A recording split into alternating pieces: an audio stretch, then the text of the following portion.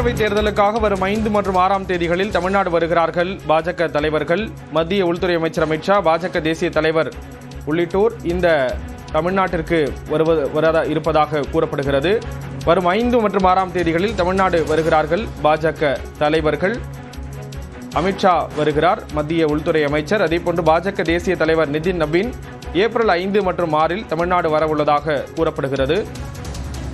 சட்டப்பேரவை தேர்தல் நெருங்கக்கூடிய நிலையில் அரசியல் கட்சிகள் தேர்தல் பரப்புரைகளில் தீவிரம் காட்டி வருகின்றன. அந்த வகையில் பாஜக தரப்பில் தமிழ்நாட்டுக்கு வருகை தர இருக்கிறார்கள் பாஜக முக்கிய தலைவர்கள். குறிப்பாக 27 தொகுதிகள் ஒதுக்கப்பட்டிருக்கக்கூடிய நிலையில் வேட்பாளர்கள் பட்டியல் விரைவில் வெளியாகும் என்று எதிர்பார்க்கப்படக்கூடிய நிலையில் பாஜக முக்கிய தலைவர்கள் தமிழ்நாடு வருகிறார்கள். விவரங்களை செய்தியாளர் வேல்முருகன் வழங்குகிறார். வேல்முருகன், தொடரலாம். ஸ்ரீராம், குறிப்பாக பாஜகவினுடைய பல முக்கிய தலைவர்கள் அடுத்தடுத்ததாக குறிப்பாக தமிழகத்திற்கு சுற்றுப்பயணம் மேற்கொள்ள இருப்பதாக தகவல்கள் தெரிவிக்கப்பட்டிருக்கிறது. குறிப்பாக நாளை பிரதமர் நரேந்திர மோடி 2 நாள் பயணமாக சென்னையில் தங்க இருக்கிறார். பல்வேறு முக்கிய நிர்வாகிகளை சந்திக்க இருக்கிறார்.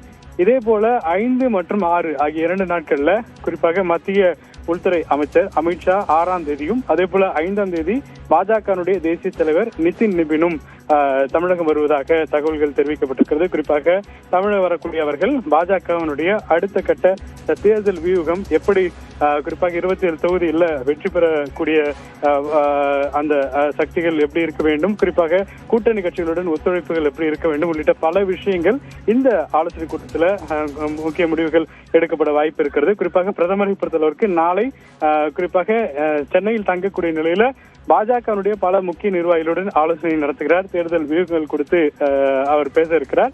இதே போல அடுத்தடுத்து பல முக்கிய தலைவர்கள் தமிழகம் வர இருக்கிறார்கள். ஸ்ரீராம், விவரங்களை வழங்கியதற்கு நன்றி வேல்முருகன்.